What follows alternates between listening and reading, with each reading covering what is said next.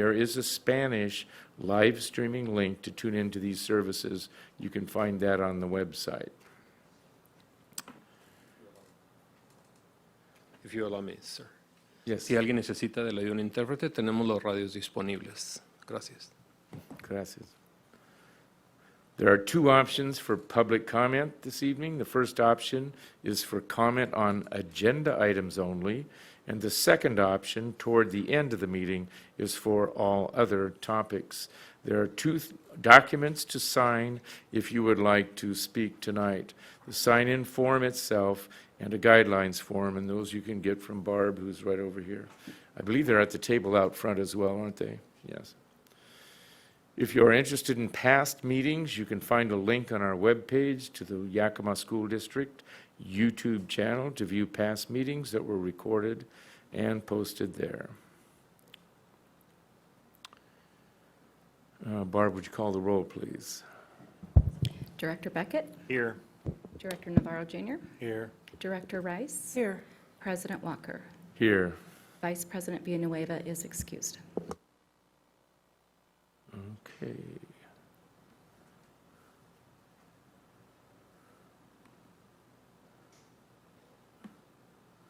Would you stand and join me in the Pledge of Allegiance, please?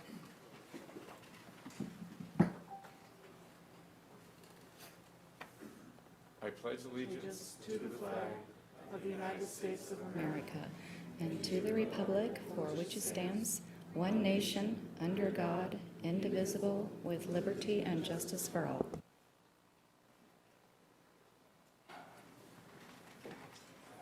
Thank you, and we will now receive the land acknowledgement from our students. Today, the schools of the Yakima School District rest on the ancestral lands of the 14 confederated tribes and bands of the Yakima Nation.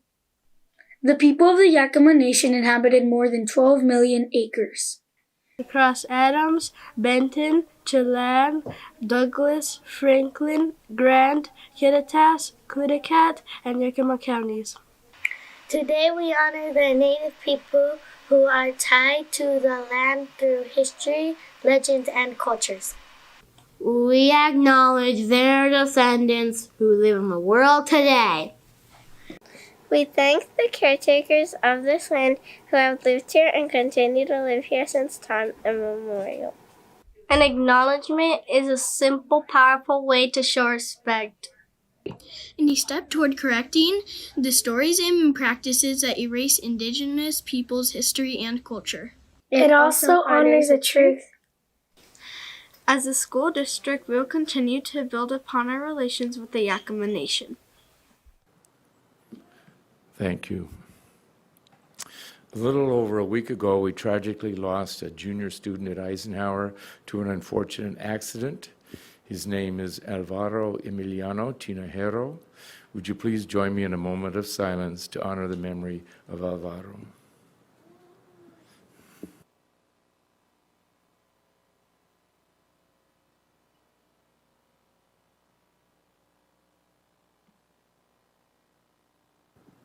Thank you.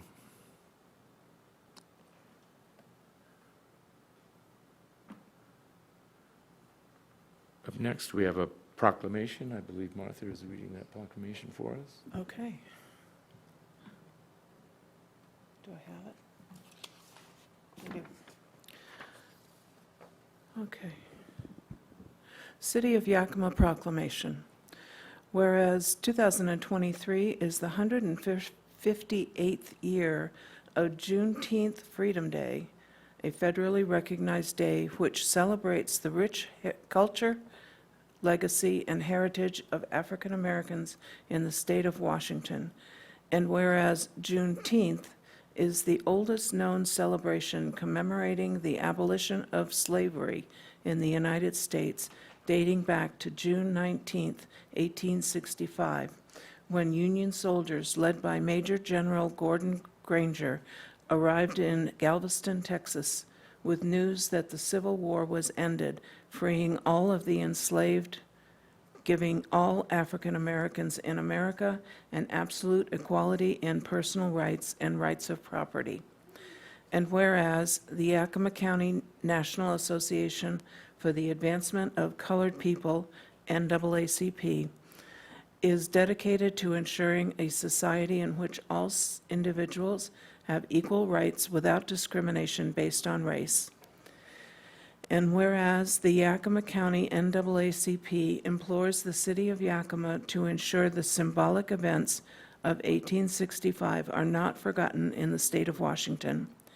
Now therefore, I, Janice Decio, Mayor of the city of Yakima, and on behalf of the Yakima City Council, do hereby proclaim the week of June 12 through June 19, 2023, as Juneteenth Freedom Week throughout the city of Yakima, and encourage all residents to recognize and honor the significance of Juneteenth festivities, dated the 6th day of June, 2023. Janice Decio, Mayor.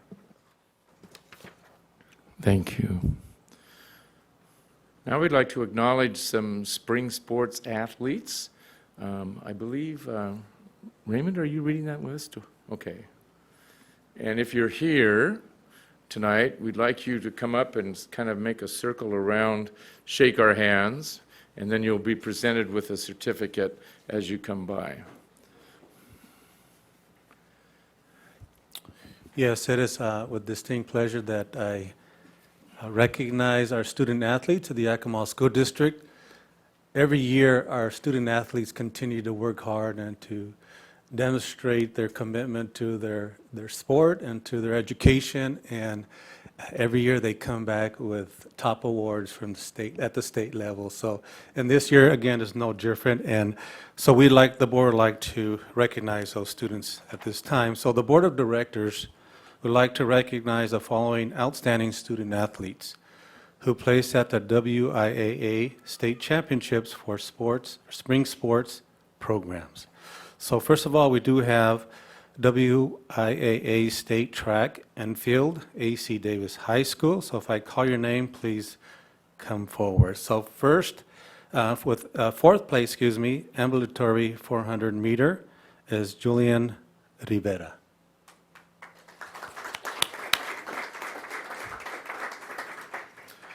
Julian Rivera also placed 8th in the javelin event. But another applause for Julian, thank you. Placing 6th in high jump is Blake Garza.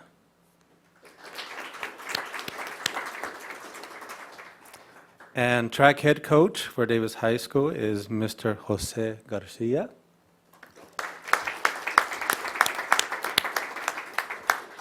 And also the track high school jump coach is Mr. Andy Bush.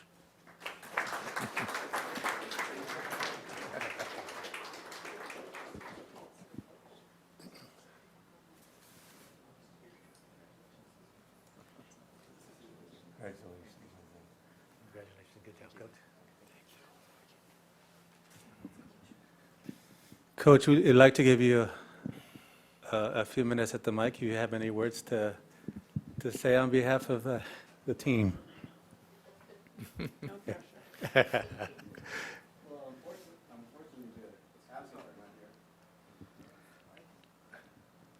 Not that I need that, but unfortunately the athletes are not here. I do not know why. Perhaps they are seniors, and I know Blake, Julian's a senior, so he's probably on some type of vacation. He's in vacation quite a bit. But another thing is Blake, he's heavily involved in track and field, but also in basketball. You may have seen him. And, you know, this awards, this recognition, whether it be for Davis athletes or any athletes, it really is a testament to their hard work and dedication, but as well as the commitment that is the assistant coaches put so much time into those athletes. And we'd like to recognize the assistant coaches, maybe more so than myself. I do a lot of the paperwork, as you guys know. And but anyway, thank you guys for recognizing Andy Bush, who worked with Blake Garza, and various other coaches that work with Julian Rivera, being a special needs kids. And so unbelievable what they were able to accomplish. So thank you.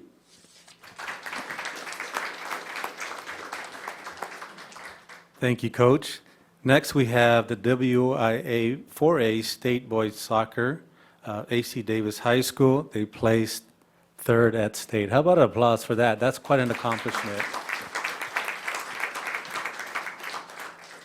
So I'll call your name. You please come forward. Cipriano Acosta Jr. How about an applause for Mr. Acosta, right?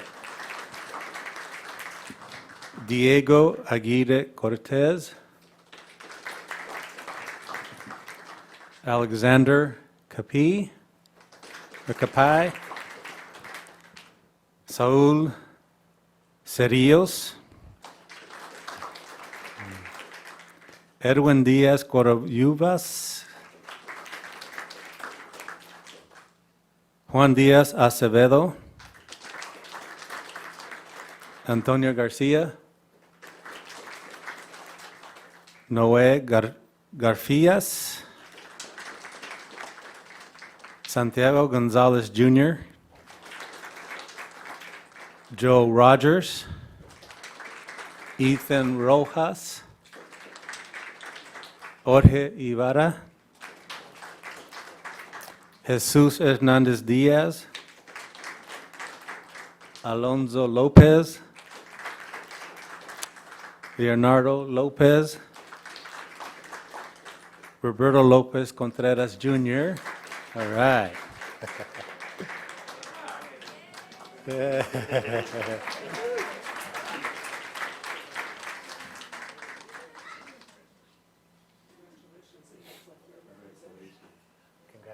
good job there. And if you don't mind just standing right there at the podium, we're going to have you speak in a few minutes. No, we'll have your coach speak if he's here now. Ian Martinez.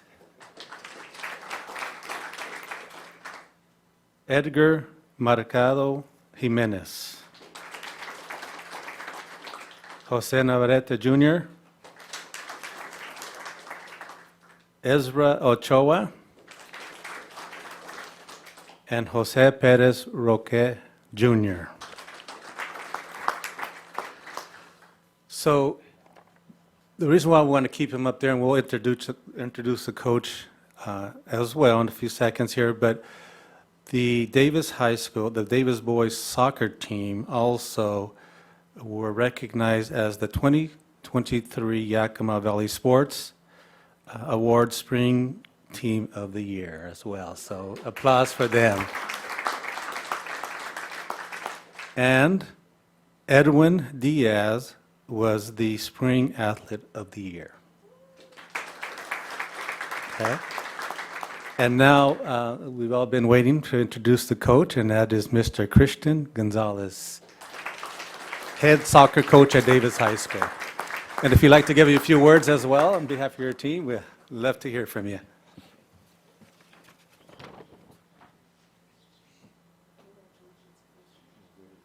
Congratulations, Coach. Good job.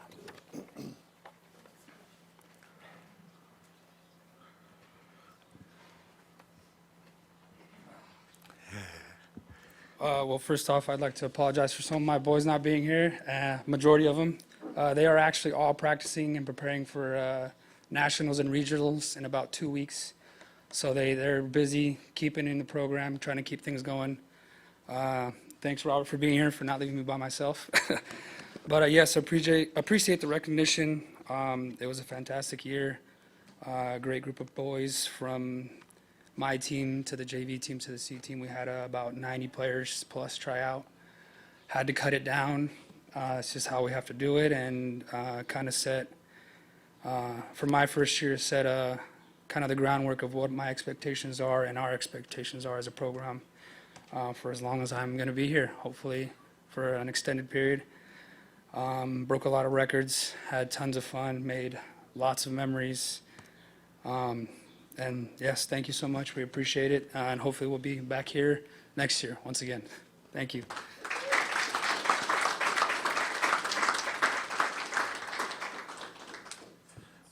Boy, watching those games was very exciting. And I don't know what they call it when they end at a tie and they have the five guys kind of do a shootout, right? And those boys, talk about tense, right? Talk about, I mean, it was very, very exciting and tense and all kind of emotional and just all at the same time. So congratulations to the Davis High School boys team for, it's quite an accomplishment, third at state. So next, we do have the 2023 Yakima Sports Awards for Winter Athlete of the Year, and that is Cesar Hernandez, Davis High School basketball player. Is he here today? No. And the head basketball coach at Davis High School is Mr. Eli Juarez.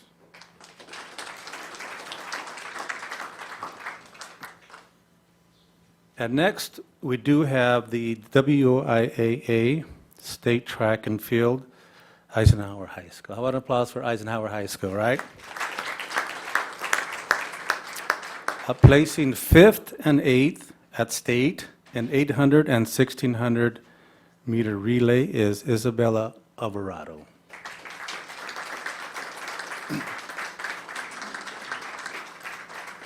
Now, as she comes forward, I'm going to take some of Coach's thunder away, but Isabella will be going to WSU to run for their track program. So congratulations to Isabella.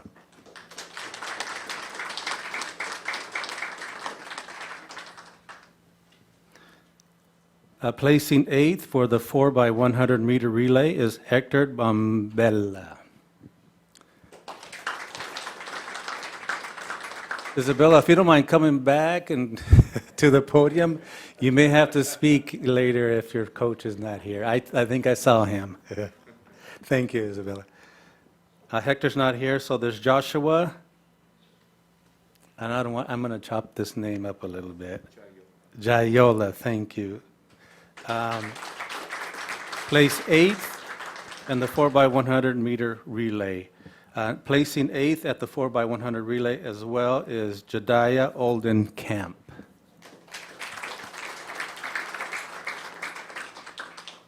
Also placing 8th on the 4x100 meter relay is Oliver Varon.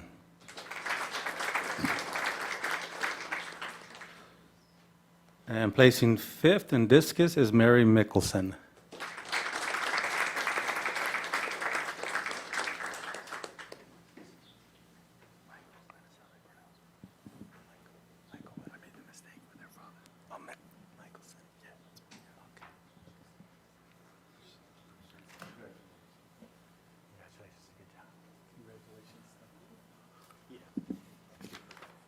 And that was her, right? And I have to correct myself, and that's Mary Michelson. Pardon the mispronunciation. Placing 4th ambulatory shot put is Melissa Mendoza.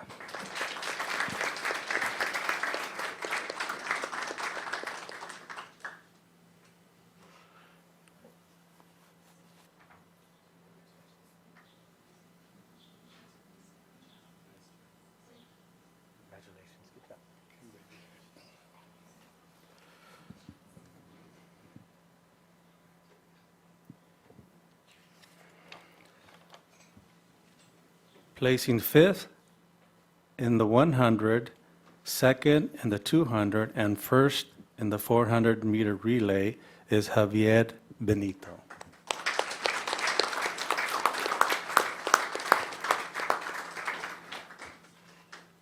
Javier also placed 8th in ambulatory shot put. Congratulations, good job there.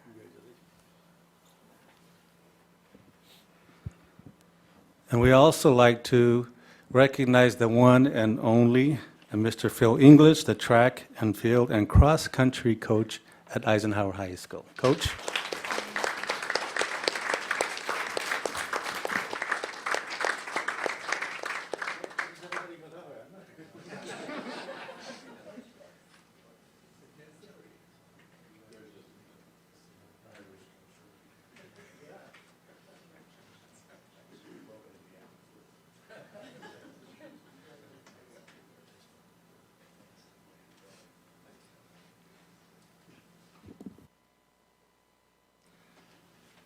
Well, first of all, thanks for the recognition of these great kids.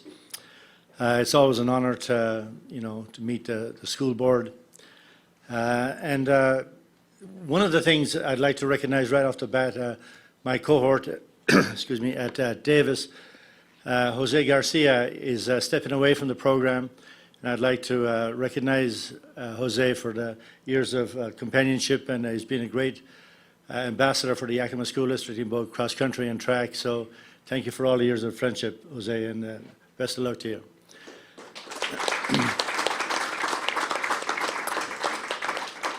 And before I go any further, I'd like to recognize Tracy Hoyt as well. She plays a key role in the ambulatory program at Eisenhower and actually inside the Yakima School District. And I'd like to talk a little bit about the ambulatory program here. Yakima is at the forefront of ambulatory athletics in the state. This is just a program that is just exploding. When the state meet is on here in the lower divisions, we don't really know how many kids are going to be involved in it until really the end of the season. But at the small schools and the large schools here, it's just taken off across the state, and it's great to see that. It's just fantastic to see it. And I'm going to tell you a little story here, and I'm going to tell you a Melissa story. Can I tell them the story, Melissa?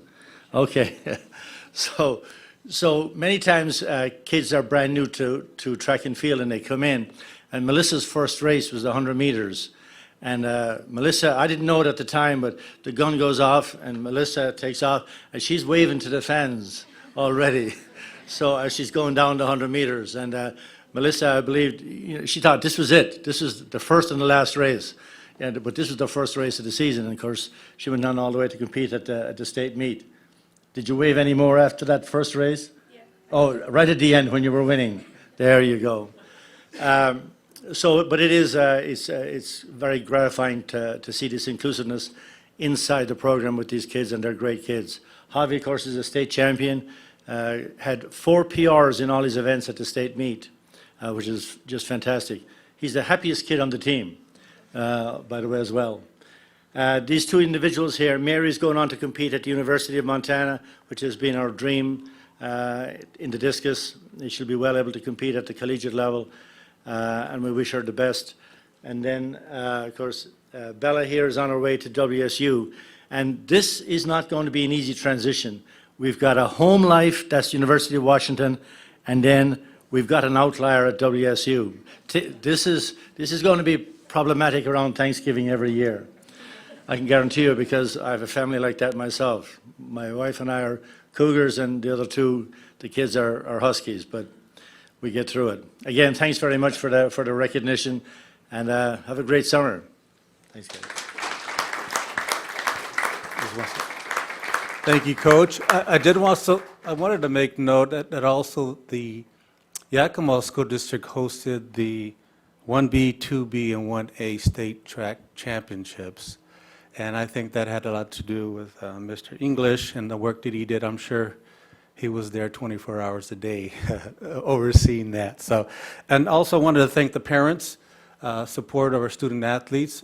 I think that it's their support, and we do have one parent here. He's also an administrator in the school district, Mr. Alvarado, also a school board member and for the Wapato School District. So thank you for all your support of the students, and especially your daughter. And I know that that's going to be a tough transition. He has his purple shirt on already, so it's going to be quite a contrast there with the crimson, right, with WSU. But once again, thank you, and it's always a privilege and an honor to recognize our Yakima School District student athletes as they continue to work hard in athletics, but also in their education and really representing the school district well. Thank you.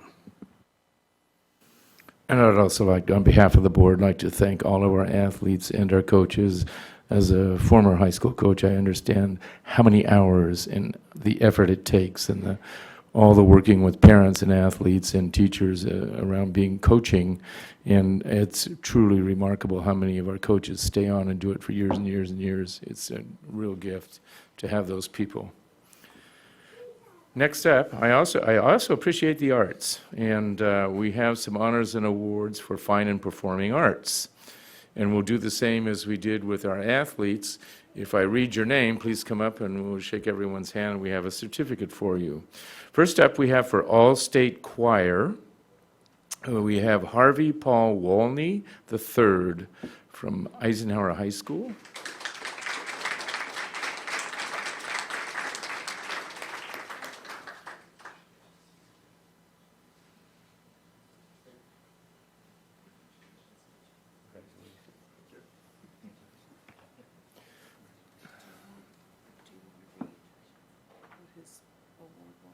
Oh, yeah. So Harvey received an individual award for All-State Choir. Also receiving the same award was Arissa Flinkfeld from Eisenhower.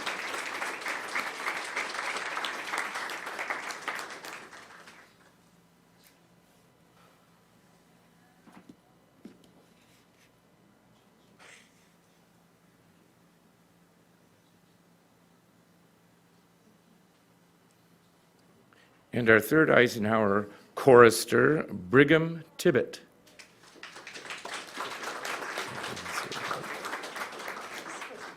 From the Eisenhower State Orchestra, or the State Orchestra representing Eisenhower, we have Lillian Gu, who received an individual award for All-State Orchestra and a Violin State Superior rating.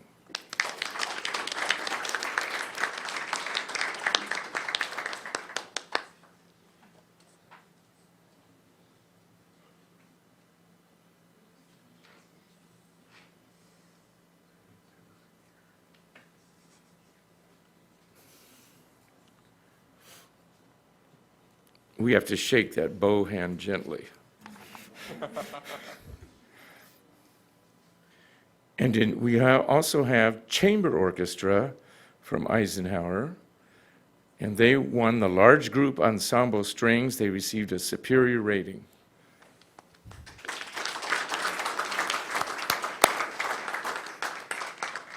The choir is directed by Laurel Cashmitter, and the orchestra is directed by Timothy Rooney.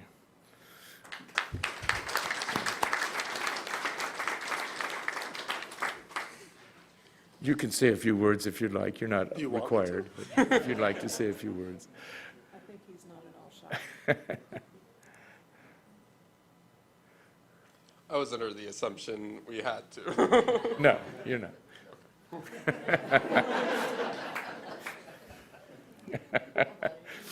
You'll let your singing speak for you. Is that correct?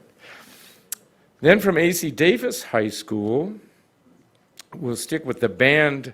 I'll skip down and do the band stuff because it's related to the music, the performing arts.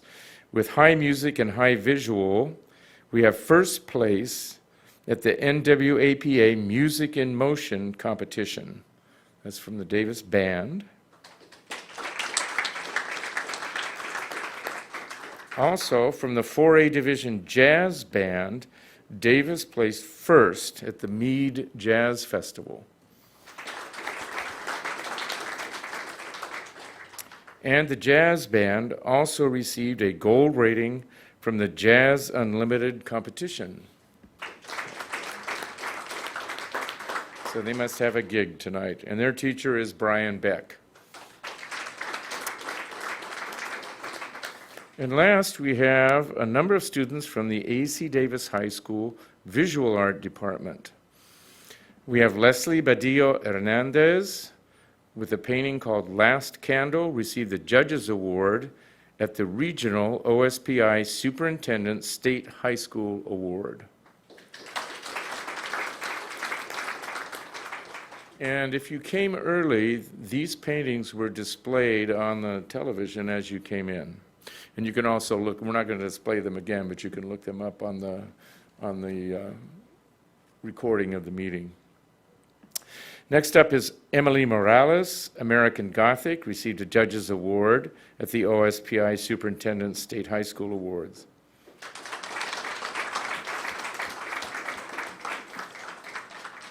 Mia Duf, oh, she's here.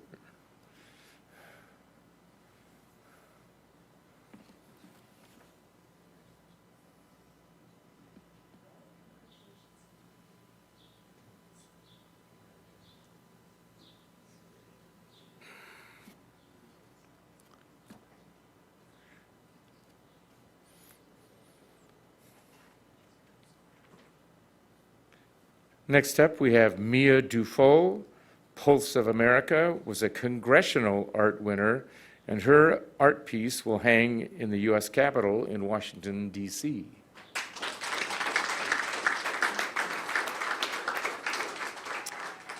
Marley Goodwin, Tidal Wave, was the ESD 105 Board of Directors Choice Award.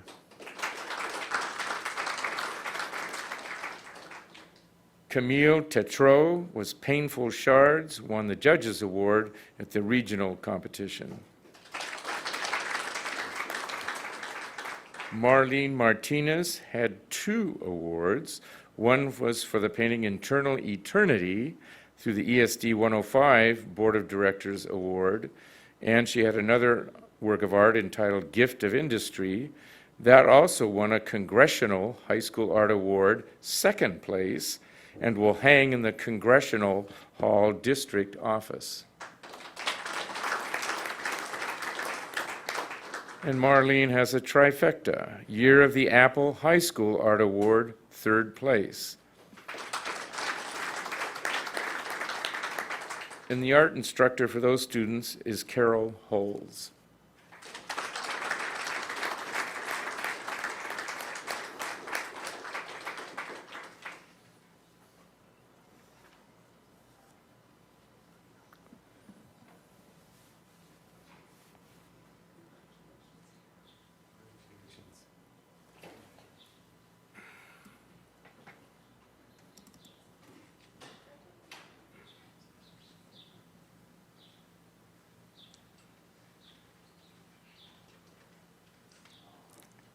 I got to thank Emily for not making me stand up here all by myself.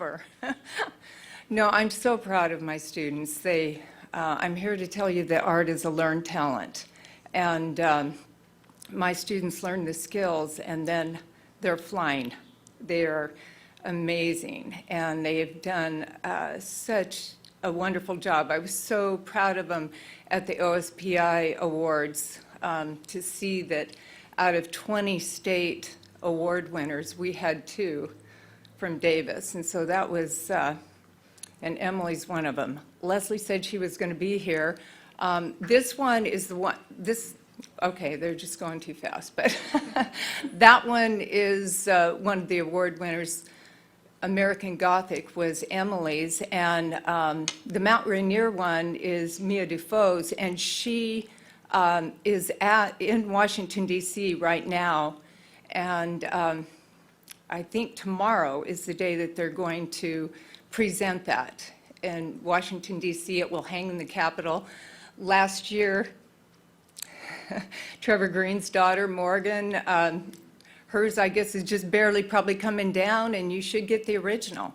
They talked about that you would get the original back. So I'm just really proud of my students and the hard work that they do. They're pretty amazing. Thank you very much for supporting them. Thank you. We will take a quick 5-minute break. If there are any parents or teachers here that want to take pictures of your students in front of the banner, feel free to do that.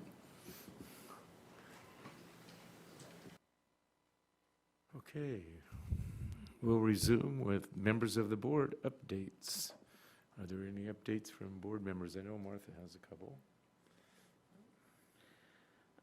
The board and superintendent and senior staff are completing what seemed like weeks of congratulations ceremonies that we are blessed to be able to share with our students and our families at year end. So I've kind of compiled a list that I wanted to share with the community. We started out with we started out with honors convocation. We had 142 graduating seniors who reached a GPA of 3.5 or above that we congratulated at the honors convocation. Next came our CTE awards. Because that didn't happen at a board meeting, I did want to share with the community that we had 203 middle, and high school students who competed regionally and then moved on to compete in 53 events at 7 different career and technical education competitions this year. Of those who competed, 32 placed first and will be moving on to compete at nationals, and 107 placed second through 8th at the state level. And then we moved into the student-specific recognitions. We had the migrant student recognition where we celebrated 112 students, and 2 of those students shared their personal stories with us at the microphone. Their particular stories were that they were raised by single moms who worked in the agricultural arena, and they credited their moms with their work ethic. And it was a wonderful event. We had babies all the way up to grandmas and grandpas, and they celebrated with a meal, and it was really good.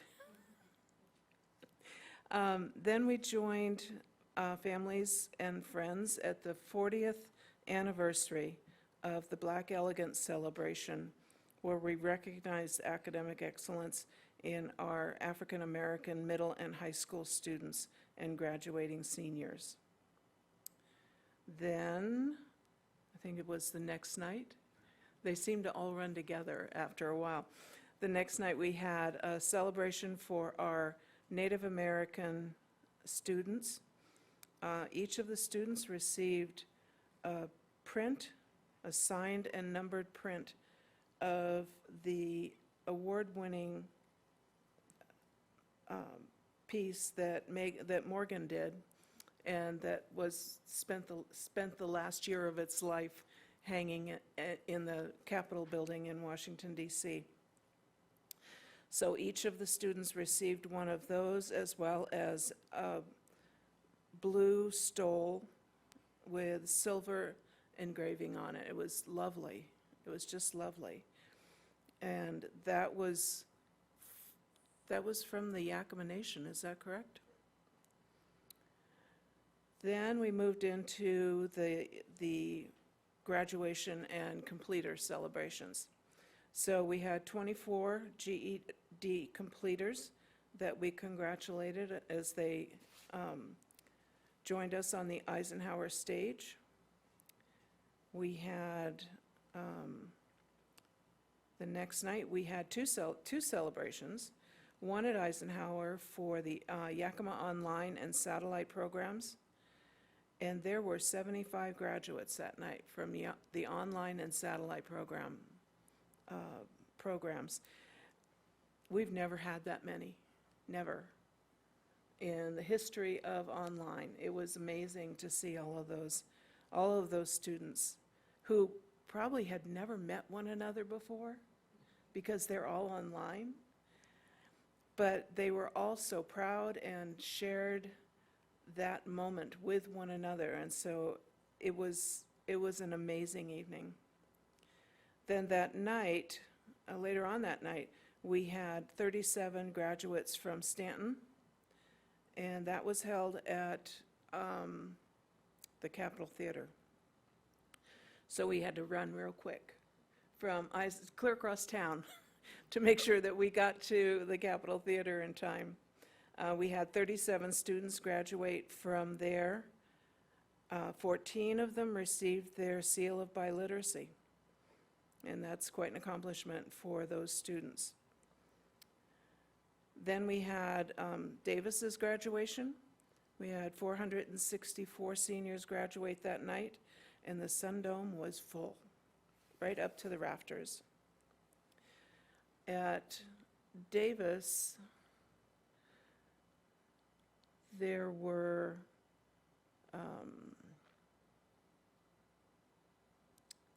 227 students who received the seal of biliteracy. There were 12 IB students who are full IB diploma candidates. as well as 20, I think. Let me find my note here. 20 who attended Running Start and are receiving their AA degree along with their diploma.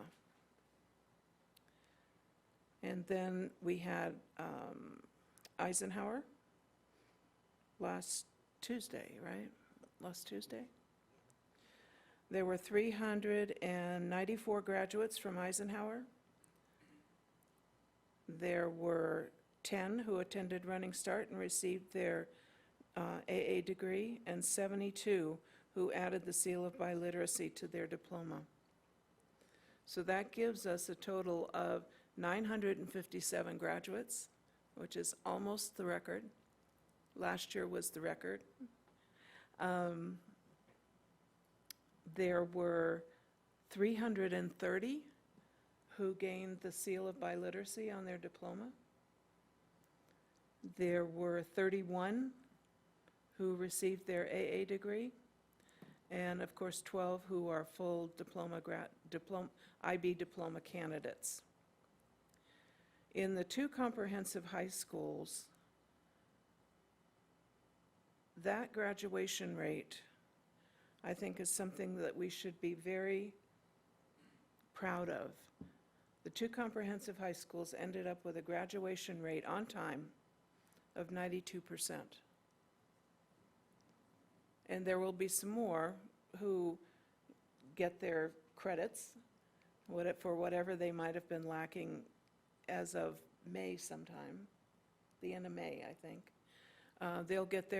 They'll work in summer school and get their credits during summer, and so some of those credits will go toward their diploma, and they may end up graduating in a ceremony that we have here in the fall. So that will increase their graduation percentage rate. But I was very pleased to learn that over 92% of these students received their graduation diploma on time within the 4-year period that is prescribed by the state. So after that, we all had to go home and ice our hands, because some of those big senior boys were like in a competition to see how hard they could shake our hands. But I thought they were each unique and each wonderful in their own way. And we have a lot to be proud of in this district. So thank you to all the staff that contributed to these students accomplishing this major milestone. Thanks especially to the parents and the families. And most of all, thanks to the students, and congratulations on a well-earned reaching of that major milestone in their lives. And for whatever it is that they do after this, good luck. Thank you, Martha. And I also would like to, just as you read that off, I think it's remarkable the number of pathways we offer to students in order to achieve that diploma. It isn't just one way. There are lots of options to meet the needs of our students, and I think that's remarkable as well. I believe you had one other report. Did you want to report on the... Oh, okay, I'll do the report. Martha and I participated today for 2 hours before the board meeting in a model of the curriculum for state school boards, for the WASDA's curriculum for diversity and equity and creating a state of belonging. So they're developing that curriculum that's required for all board members around the state. So we're on a pilot model for that. I've been doing that for a while, and Martha joined it today. So it's really interesting to see what they're doing and the direction that's going, and nice to be part of what's going to be training for school board members in the future. Plus, a benefit for us is it also meets that requirement, so we've met that. So interesting work that they're doing. Okay, next up, any other board reports? Members of the board? Okay, moving on. We have Dr. Green with the superintendent's update. Thank you, President Walker, members of the board.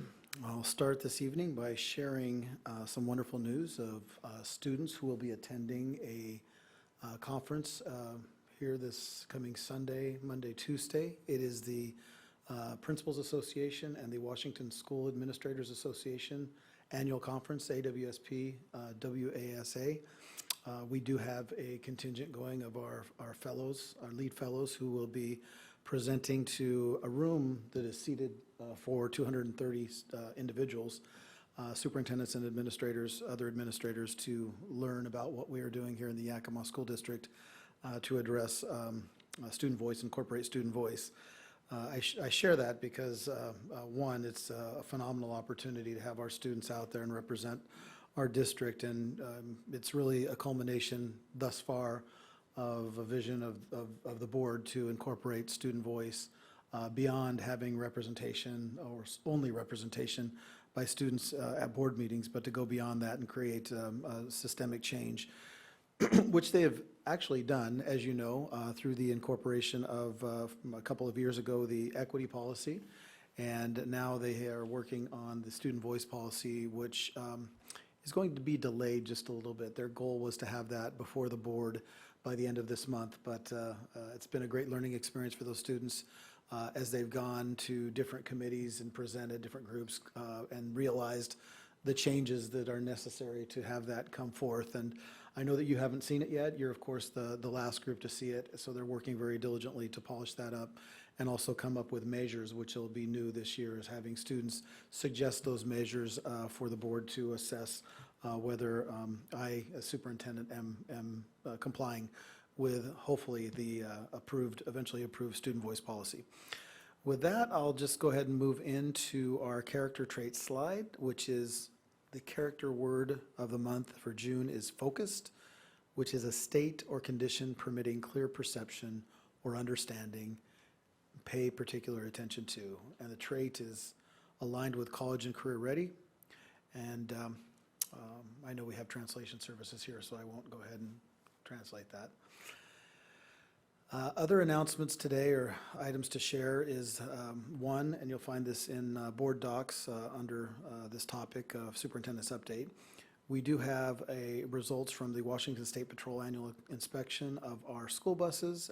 Again, exceptional results, which speaks highly of Art Rodriguez and as well the department that Stacy has been overseeing during her tenure here as assistant superintendent. Speaking of which, congratulations, Stacy.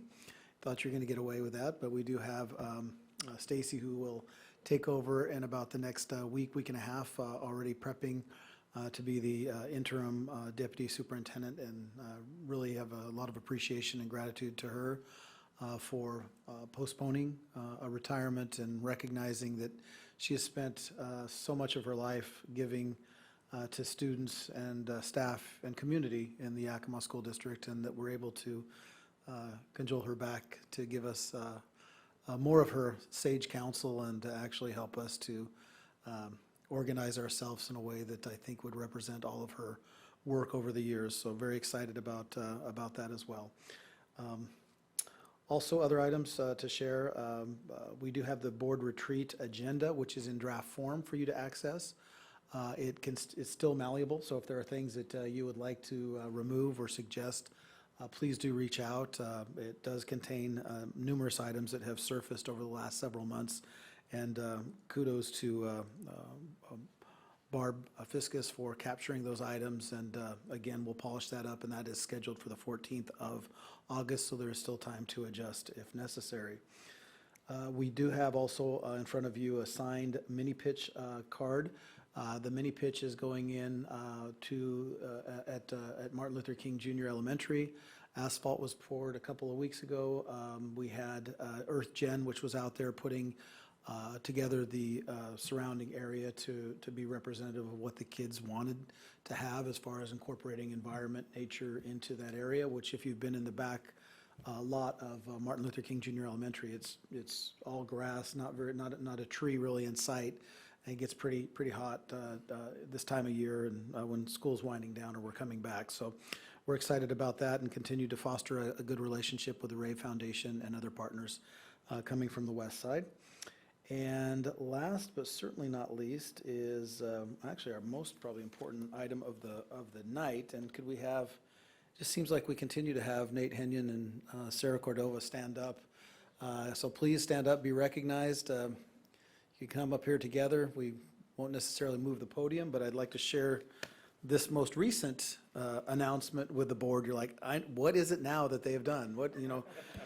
Well, we just can't stop them from making, you know, we need to put some, I don't know how we're going to promote them.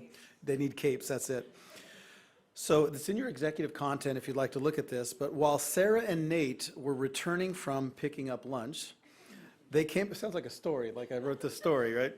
They came across a distressing scene, a house fire. Acting swiftly, they immediately called 911 and veered into the driveway to address the emergency. They noticed a car in the driveway and figured that somebody was inside the house. Nate persistently knocked on the door to awaken the homeowner, who was in a deep slumber due to working the night shift. Promptly, the fire and police departments arrived and successfully extinguished the flames. A lawnmower ablaze and pushed against the back of the home had sparked the destructive fire. Thanks to the heroic actions of Sarah and Nate, they managed to save the life of the woman residing in the home, and their unwavering commitment to the principle of when you see something, say something, proved invaluable in this critical situation. So I bring this to the attention of the board and would hope you would join me in applauding our two heroes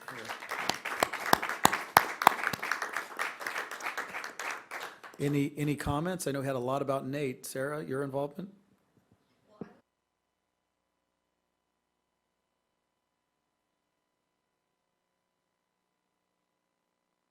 Driving, and Sarah goes, I think that house is on fire. And I went, no, probably not. It's winter time, it's probably smoke. Nope, it's on fire. And we turned around. So yeah, Sarah saw it. I was looking off to the left. Sarah caught it out of the right, and we were in the right place at the right time. I did move his truck out of the way for the fire truck. I almost hit a stump with his truck, but I stopped just in time. But yeah, that was my role. Nate did all the work. I was just the spotter. Wonderful. Do we have any other any questions from the board? Yeah, what's next? Oh, we're taking it on the road. Don't you worry. There'll be more. I was really actually just very hungry that day. She was. But he did insist that we go back and, you know, wake her up, so we did. All right, well, thank you so much. Absolutely. All right, that concludes my update. Yes, you can go ahead and go home. Thank you. Go find a fire. Well, I'd like to add one thing. Rob Darling was not able to be at today's meeting, and it was the intention of the board to express thanks to Rob for his incredible service to the district, and we're very proud of his new move, and we'll miss him dearly. But again, the board is very appreciative of Rob Darling's work in this district, and we wish we could have thanked him in person today, but he couldn't be here, and I think this would have been his last meeting. I believe he starts in July in Grandview. Yes, he was excused. I'll talk with you after about the reason, but personal, and thank you.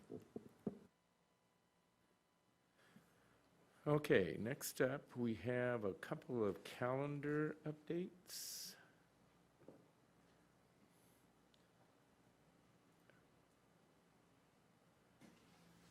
If you look on the minutes, or on the public content section of the board docs, can you put that? Yeah, so just very quickly, we have wound down the school year. So as you see, all of those are the events of the last week. So moving forward, there's not a lot on the calendar right now, except at the end of July, we will have our one business meeting, and we'll then continue with on the 14th of August, the retreat that I referenced. So we'll go ahead and update that content, so you can go ahead and take a look at that on the pending draft that'll be set forth for July. But barring any emergency type of session, we're downshifting a little bit after this meeting and gearing up for some a run at the next year. So So what you have in front of you are the graduation dates for next year, so you can get them on your calendar now. So that's the only other calendar update we have right now. It's going to be a heavy 4 days in a row.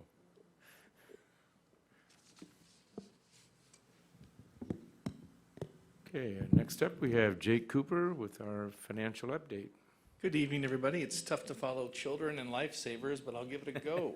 So, especially when we're talking about money. So this evening you will have two presentations on your finances. One, your standard monthly finance, and then I will introduce our guest who's been fortunate enough to be able to turn the mic on and off and do handshakes all evening. So we have put him to work as well.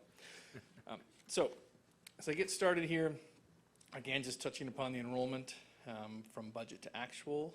See, we're about 127 or 0.8 or 80 basis points less than our budgeted projection, which is shown out graphically. Again, just to remind you that we've been talking about for several meetings in a row our declining enrollment, and you have seen it as we have talked about inbound, smaller classes in kindergarten and larger classes leaving out the top, which you just talked about, almost, 12 or 1,300 students in total for your senior class, so, but smaller classes inbound, and we have declined as we usually do throughout the year.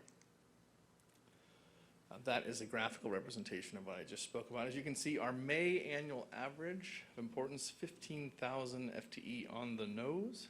Just for a numbers person, you very rarely get perfect numbers like that, but again, so you can see our average up-to-date enrollment is just about 15,000 for the current fiscal year.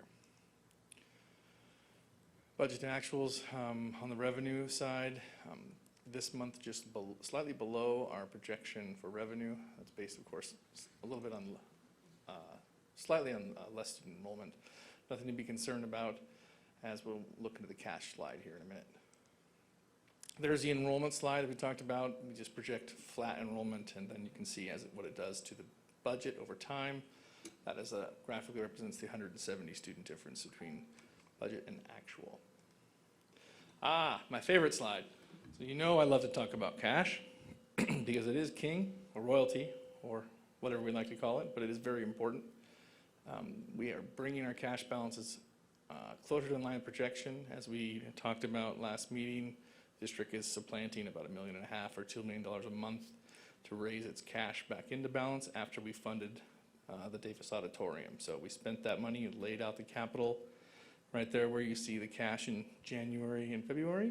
That's where we dropped $5 million over to fund the Davis Auditorium. And we have continually funded that in $1 million or $2 million increments since. But our cash is moving in the right direction and will be close to projection by fiscal year end. Any question on cash? I do like to, and this is one of the most important things I always like the board to look at, is it is your money in the bank and what you have to currently operating on. So, budget to actual, you can see in line with historical averages and our projections, so nothing to be concerned about there as our total expenditures are in line with projection. The MSOC slide, and then our ESSER 3 slide. Seems like we've been with ESSER for many, many years. ESSER 3, the 80%, these funds will be fully exhausted by the end of the fiscal year. So when Davis we get the final billing for Davis Auditorium, and then there's a small amount left on some smaller district projects locally, then ESSER 3, at least that portion will be fully expended by the fiscal year end, which is good. As I've said a few times at the dais, Yakima did an amazing job spending one-time federal money of $80+ million and not causing it to be a driver of programs over the long term, but a very wise use of one-time funding. And then we talk about, this is Dr. Rodriguez's slide, but it's not her slide, but it is money dedicated to learning loss, and so I'd be remiss not to let you know that that encumbrance will be increasing as we process those purchase orders through for the curriculum adoption you most recently approved. So you will see that encumbrance increase, and then the balance of that will be geared towards learning loss. And I know Dr. Rodriguez has many ways to provide resources to our students, so that shouldn't be a problem spending that last bit of ESSER 3. Any questions on that? Okay, now it's a special presentation. So, this evening I have, as my illustrious, who will be presenting here as well, is Corey Pleger, who you've known for quite a long time, works with D.A. Davidson as their managing partner. Corey's going to give you an update on taxes, levies, assessed valuation, election success, ultimately with the goal for you to provide the administration and the superintendent direction on preparing a ballot resolution for a February election. So I'll be tag teaming with him on this presentation, but Corey? Thank you. President Walker, members of the board, thank you for the invitation to speak tonight. This presentation is somewhat of a recap from our January visit, and then in collaboration with your leadership team, some updated slides as we get closer to the February election to renew your EP&O levy. This slide is an elevator speech on what are the three different items we're discussing tonight: the education programs and operations levies, which is customarily about 15% of your budget, and the most flexible revenue stream without any red tape used to support your students at the full discretion of the school board and the leadership team. So while it is 15%, it's such an important piece, knowing that this is dedicated to your student athletes and the arts, as mentioned tonight, with all those accolades shared here this evening. We're not going too much in depth on the capital projects levy. And then on the school bonds, one thing I do want to share here is that we're going to talk a little bit about the success rate of school bonds, whether they're February and November, and revisit that the recently refunding bonds that were outstanding previously saved taxpayers over $7 million as they were refunded in 2021 and 2022. So just a little note to think about as we're talking about matters that impact taxpayers. Over $7 million was saved as bonds were refunded while rates hit historic lows during the pandemic. So something to keep in mind as we're looking at tax rates moving forward. And just a quick recap, we did mention this in January, and there's a lot of information during that presentation, but EP&O levies are subject to levy lid laws, which means the district cannot ask for more than $2.50 of the assessed valuation tax base, and you can only go up to 4 years of collection. And the good news is it's simple majority, 50% plus one. On the next slide, one thing that I will mention about EP&O levies and capital levies and bonds is that they're routinely approved by voters. This isn't one of those taxes that are approved by voters and then not have to be revisited like a regular levy. This is an excess levy, and if you recall, in 2020, the district did ask for a $2.50 levy max at that time. You'll notice a little bit less support than the district has received historically, which has been astounding support. And we attribute that, a lot of it, to some of the misconceptions with McCleary and being fully funded, and therefore the need for an EP&O levy. So we have struggled as of recently across our state, but I like to be an optimist and see the upward increase in 2023. We're at the bottom of the U moving forward. Corey, could we back up 2 slides? Mm-hmm. I just want to make sure that we have any interjection that needs to happen from Jake or Kirsten. This slide in particular, I would just like to call attention to, I believe it's gray. Is it the gray there on 6, 7, and 9? That's the bond, the two previous bonds that failed in 2006, 2007, and then you see it past 60%, 69%. But then you also then see the historical context of the EP&O levies and the pass rate. So I just want to make sure that we don't lose sight of kind of the up and down, but also then I appreciate you mentioning the support that we've experienced up until the very close passage in, I guess, last time, 2020, yeah. And those results, sorry, Superintendent, those results were common statewide. There was a drop in that first post-McCleary election, so turnout, the no vote was larger in part due to the miscommunication about McCleary. So that happened it wasn't just a Yakima problem, but it was a statewide issue for sure. Thank you. And I think we are still struggling to get back to pre-McCleary levels due to the pandemic and some of the perceptions on, the school closures, mask mandates, et cetera. So we are still in the recovery mode and the communication mode and making sure we get back to the voters and share what actually happened in school districts rather than what they might have seen on TV nationwide. And that's why we're optimistic that statewide in school districts, which this graph represents, is that we might be at the bottom of that U-shaped curve and support, and maybe we can regain that 97, 98% success that we've experienced over the past decade since simple majority was approved. So optimistic there. I think there's always consideration on what is the best time to submit a proposition to the voters. And what you'll notice on this slide is in tan, the EP&O levy receives the most support in February. And we keep referring to your February renewal. It's kind of known as the school district election. While April and November have great results for EP&O levies, February is not only the most successful statistically, but it gives you the most flexibility should there be any kind of lack of support in February to pick one of the next 3 elections. Jake? Yeah, and we talked about that. I'd be remiss not to remind the board, maybe bring to their attention, that we had a levy advisory committee meeting. It wasn't in your meeting recap, but you were also part of that, Director Rice, as well. You spent the evening with 14 or 15 of your colleagues, and we went through everything financial around the levy. And one major reason is operationally, too, as if there is a failure in February, it does allow the district to run the measure an additional time before they would have to go into major reduction in force with your teachers, because in Washington state statute, a teacher is required, a certificated staff member is required to know by May 15th if they're going to have a job or not the following year. So again, you'll see often from finance and operational folks, February is a preferred date because that does allow one more election before we would have to completely unravel or a large portion of the system. So there's an operational reason, but as you can see also, it is the most common election cycle as well. Sorry. And while November, question? Did anybody have a question? I just wanted to make sure that folks understood that, and maybe you said this and I had a moment, that those 3 election dates in the year that school districts can hold elections are February, April, there's actually 4, February, April, August, and November. November would be during the general election. August would be during the primary election.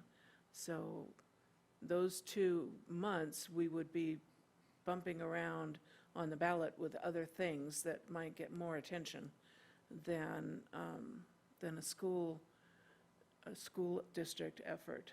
So I just wanted to make sure that folks were aware of when those dates are.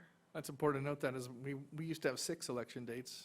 March and May were in play historically, and it must be, 6 or 8 years ago where they went back down to 4. So.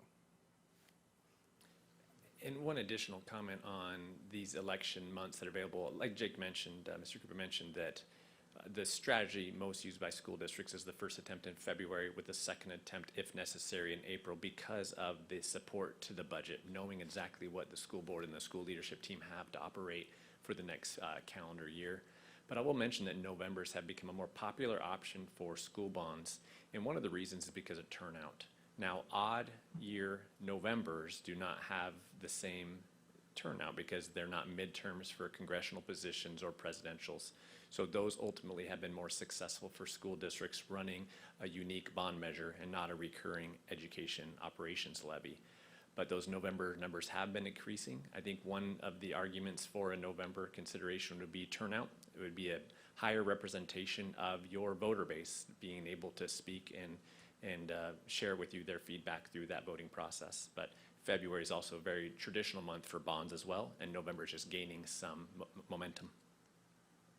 I think that's due to turnout. So why are we talking today? In February 13th, 2024 election date, you'll see the resolution filing deadline is December 15th. However, we are starting to see a forward-thinking strategy of going as early as possible over the summer, possibly to look at resolution adoption to give time for communication teams such as Ms. Fitter to be able to communicate this message for a longer period of time instead of compressing it into a 2 to 3 month cycle. And so this does give flexibility. However, I will make sure you circle the date of December 15th is the final date to file deadlines with the county for the February election. This slide we've discussed before, but I'm going to focus on the right-hand side. Should we run a bond or a capital levy with an expiring EP&O levy? And before simple majority was passed in 2007, it was not very common because EP&O levies needed 60%, and that was the main focus of school districts. But as simple majority was passed for EP&O levies, since 2008, it has been very common to combine either a capital levy or a bond with an EP&O measure. So I want to explain that right-hand chart, and I'll say that with a single proposition for a bond, on average, in the last 8 years, 44.6% of bonds have passed as a singular measure, while 92.6% of EP&O measures pass. When those two are put together, bonds actually have a 6% gain, a 5.5% gain to 50% success, while the EP&O levies that were run in that same time frame were 100% supported.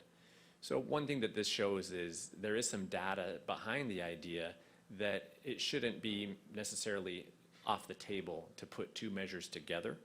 These sample sizes are somewhat smaller, but in simple majority, it was less common, but now as EP&Os are 50%, we see it's not very detrimental to the EP&O success, and there's a little bit of an increase to support for the bond. And we don't know why, but we have anecdotal belief. We know the data is there to support it, but anecdotally we believe it's because the communication teams can then take the message of taxes and put them together instead of asking for community support here and then coming back a year or two later and asking for community support again, and you can communicate the big picture at once. So that's some of the strategy that we think is successful in running multiple propositions.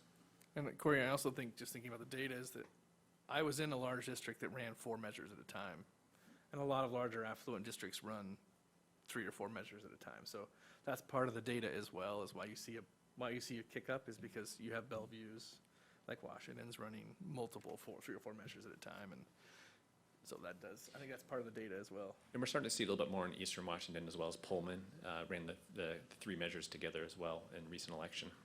It's becoming more common to think about how to compile the data into one ask instead of over multiple years. A revisit, we talked about this slide in January, but I think it's worthy of revisiting because we are seeing indications that assessed valuations will continue to increase in the area. So property values for homeowners will be increasing through 2023. And one thing this shows is the tax base over the last decade and a half. And I'll point out that there was 17% property value growth in 2023 and $76 million in new construction. And why that new construction number is important is because that's mean there's new people coming to the table to support the taxes in your community and helping reduce the tax bills in those that are existing citizens and homeowners here. And over the last 3 years, you've grown $200 million in new construction. So one thing to keep in mind, I think a lot of folks will see their home values and they'll say, my property value went up 10%, therefore my taxes will go up 10%. And that can be offset by new construction. So it's not always necessarily a one-to-one relationship between property value growth and tax bill. There's, of course, a correlation, but it can be offset by commercial industry growth and new construction. So there is a positive factor here impacting taxes. Do you have a question, Ryan? Is that new construction number within our school district boundary, or are you talking countywide? Correct. This is within your school Within the boundary. school district boundary. Thank you. But yeah, these are robust numbers. We have reached out to the county. It's still a little early for preliminary numbers, but they're expecting the growth to continue. Maybe not to the extreme of 17%, but still positive growth. The market is still doing well in Yakima. And a quick revisit before moving forward and looking into the future is what have the voters already supported? This is a trend of your EP&O levy history. And what you'll notice is in tan is what has not been collected in 2024, but has been already approved by those voters. And you'll notice a very slow and steady increase here. I would say probably not enough to keep up with inflation, but still a little bit of a slow and steady growth. I also have a flag there in 2023 that says the maximum that you could have collected from local taxpayers is 19.4 million, and you're currently at 16 million even. So there was money left on the table is a common phrase that we'll see in that manner that could have been taxed locally. So this is something I talked about you early on in the budget presentation, how I use the term under-levied, which means our statutory authority, at least in that year, is 19.4, and we're at 16 and change. And the good news is we have an opportunity for renewal measure to potentially narrow that gap. And I also want to talk about the term rollback while we're on here. And rollback is not a bad thing. Rollback simply means that you have a levy approved by the voters that is greater than the authority provided by you by the state of Washington. So, for example, in 2020, Yakima rolled back $400,000, meaning that we had an approved levy at that time of, well, $400,000 more than that green bar, for lack of a better description. I can't do the math that quickly in my head. But that just means is that under the statute, in November, when the levies are certified, you're able to, as a board, take one more look at that measure, and if it is in excess of the authority granted to you by the state, then you roll that back and by resolution and then tell the county what they can tax the citizens. So that's it. That is what the term rollback means. It's not a bad thing. From a CFO standpoint, a little bit of rollback means that I accurately projected assessed valuation, tax rates, all the moving parts, and that there was still capacity on the table for the district to collect their entire authority.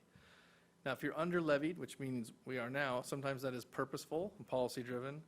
But what we have seen here, and you'll see, is that rapid growth in assessed valuation really costs Yakima to be under levied. And it was who would have ever foreseen a 17% growth in 2023, right? Those things are hard to measure, but that's what we're fighting against now, is that growth in assessed valuation. And the county preliminarily said, the growth is going to continue, at least for next year, greater than 5%. That's all they would say, but greater than 5%, because obviously they're still working on their numbers. So I think that's a great comment, because I think one question is, well, how do we leave resources on the table when the school board approved a levy during the last election that was $2.50 per thousand? The amount is levied and approved on the ballot, and the rate is an estimate. And correct, back-to-back years of 10% and 17% growth, if we would have forecasted that, it would have been a really unique situation.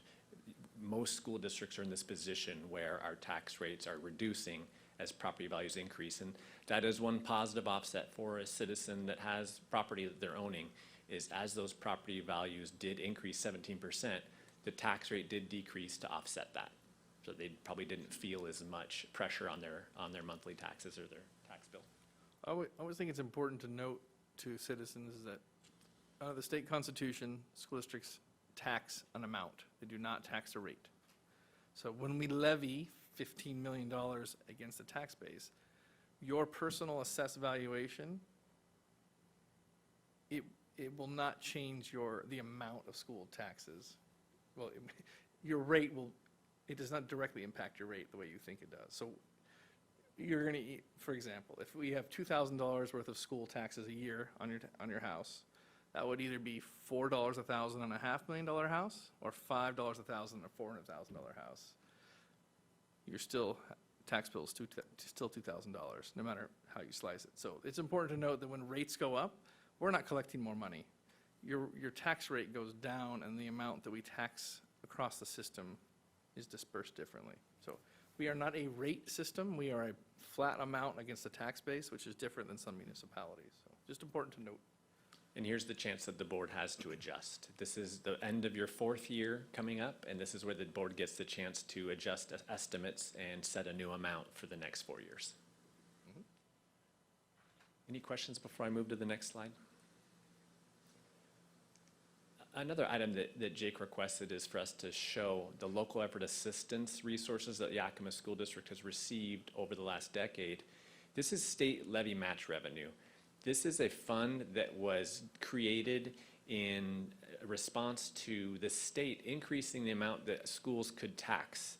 There was a law that said, okay, we're going to now allow school districts to have a higher tax rate, and a lot of schools says we're already at the max that our voters will support. So to allow those large school districts, maybe along the I-5 corridor, the ability to tax more, they created a matching system for school districts that weren't able to do that. So this is essentially for those that don't have Amazon, Boeing, or Alaska Airlines in their backyard, and maybe their tax bills are supported by residentials more than a commercial industry. So you'll notice, starting in 2014, you received $14 million a year. It grew every year that areas like Seattle, Lake Washington, North Shore, Bellingham grew, that you would be able to keep up with those school districts. And so we saw the local state match increase. Well, when McCleary was passed, they decided to redesign the formulas, and at that point we lost over $100 million to school districts across the state that received levy match. So without going into too much of the detail, you'll notice that the school district has been operating with about $3.5 million less annually than they received over the end of the previous calculation.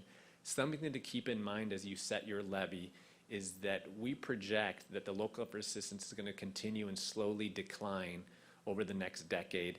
Each year, about 15 to 20 districts are no longer eligible for state match through their local levy because of the way the formulas were recalculated at McCleary. So you are still receiving a very healthy amount, just not what you're supposed to receive based on old formulas to keep up with the Joneses. Exactly. So And you only receive that amount? Why? Why do you get LEA? because if you taxed the voters, your rates would be so high that you wouldn't be able to collect what another school district collect at half the rate.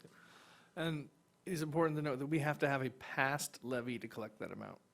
So if the district fails a levy, then it would no longer be able to collect LEA. So a failed levy in this case would result in $16 or $17 million in those last few years, less state revenue. So there is Yakima is in a very good position when it comes to leveraging local money to get state dollars. Not every district can do that, but for example, if you levy 18 to 20 million, you get 16 or 17 million in state LEA approximately. That's the current pattern. So it's a very, I would call those leverage or strategic dollars because you can invest locally and then also, even though all those are state tax dollars, yes, but they're not local tax dollars coming from everybody's pocket here, a little more dispersed. So it's a very good, LEA is very advantageous to Yakima, and it's something that, having a past levy on the books and being able to match it is a pretty amazing feat, so. And LEA stands for Levy Equalization Authorization, right? Assistance, I think. Assistance. We used to call it levy equalization before it was exposed that it wasn't equalizing school districts at the time. And so we kind of rebranded it to local effort assistance. It's kind of like we used to call state match, instead of the school construction assistance program, because state match doesn't match much. So it's the same thing.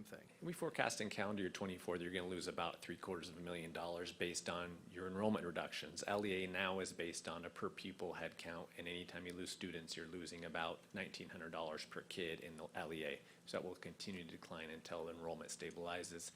But I think another way to look at it is on the previous slide, you'll notice in 2023, you're collecting $16 million from your citizens. And a district maybe like a Mercer Island or a Seattle could collect that much with maybe a 10-cent levy.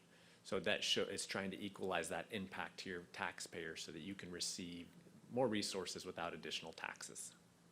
Something to keep in mind, it is going to continue to decrease as the board is looking to set their levy. I do have a question. I'm trying to understand that concept you just presented in terms of a district going for the max amount or what the law calls for versus, in my mind, thinking about what the district needs, right? So without knowing what a district needs, I can't say, yeah, let's go for the full amount. So I'm, as a board, as a person, as an individual board member, I need to see the big picture on this because, why go for the max amount if we don't need it, right? Or if we do, then we should say that we do need it and not just, take advantage of the law, right? And tax our citizens more than perhaps the school district may need. So I'm kind of wrestling with that concept that you just presented and taking, kind of looking at it from the big picture. So I don't know if you can help me understand that a little better, so. I think, Raymond, setting a levy or a tax measure is one of the most important things that I do professionally. It is something that I take extraordinarily seriously because it's a huge amount of our revenue. We are declining in enrollment, which means our revenue is going down. We're in an inflationary environment, which means our costs are going up. And as you can see, if we were at we talked about full authority, we are $4 million, $4.5 million below where we could potentially be. In my professional opinion, if we don't go to the max, then we'll be making larger reductions to the system in the future because we are facing a deficit, which will come to you shortly during the budget adoption process, and I will show you how much we're going to draw into fund balance. So the only way to erase that deficit is either to raise revenue or cut expenditures. So I like to have both of those tools available to me when I'm managing your money. And so to that end, I mean, that's why you'll see, or that's why I recommended the Levy Advisory Committee a full authority levy, is because we need resources to combat our declining revenue and increasing costs. And so the only way to get those resources is either from the legislature or our local voters. And so Yakima went for the max last election to start with, but assessed valuation kind of grew us out of that maximum, as you can see. And so I agree with you, and but you will see when the budget comes before you here in July and August that we are facing an operating deficit that we'll have to ameliorate over the next couple cycles. And one way to do that is to increase our operating revenue, which will save programs and jobs locally. I mean, that is the big picture that I can't, I'm just about close to finalizing the budget, and the deficit's moving around a few million here and there. I know that sounds funny, but on a $330 million budget, a million here and there is 1/3%. But it's still, you know, it's very important as we get down to it. So, but there will be an operating deficit next fiscal year. We will be drawing down reserves, and the only way to stove that off is either increase revenue or cut programs. So, and I know you don't have that picture yet, but I want to let you know that's what I'm seeing. But you just introduced another issue that in my mind I'm thinking. So if our enrollment is dropping, but we're maintaining the same level of services, you know, for less students, I'm not, how effective is that as well? So, you know, those are all things that I think I would have to consider, or the board needs to consider. Well, and the good news is you'll have, after tonight, you'll have at least one more time to chew on this for an election resolution if the board chooses to go that direction. And then another time or two to chew on it during the budget adoption process so you can see the numbers more clearly. So this isn't your only kick at the problem. Okay.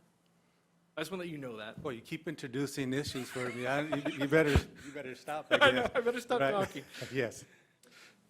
I think if when we get to slide 11, which is, I believe, the next slide, that might point out that historically, until McCleary came along, we were at $3 plus per thousand in our levy. And we know what the cost of things has done over the last few years. And it's not like the services that we provide are extra. They're not. The cost for special ed, for example, has gone up millions over the last few years. And we are offsetting the promises that were made by the federal government and the state because we have to provide those services. I'm not saying that we shouldn't. You know, it's the right thing to do to provide those services to our special needs students. But to do that, it costs $10 million? 10 million locally, yes. Out of our local dollars. And that's what the taxpayers pay for to support our special ed students. So there are a lot of moving pieces, a lot of gears that it takes to get to where we are and where we need to be. But I appreciate your pointing out that the board needs more information, you know, like if we had this much, what more would we be able to provide? Unfortunately, the state limits us to the amount that we can ask for.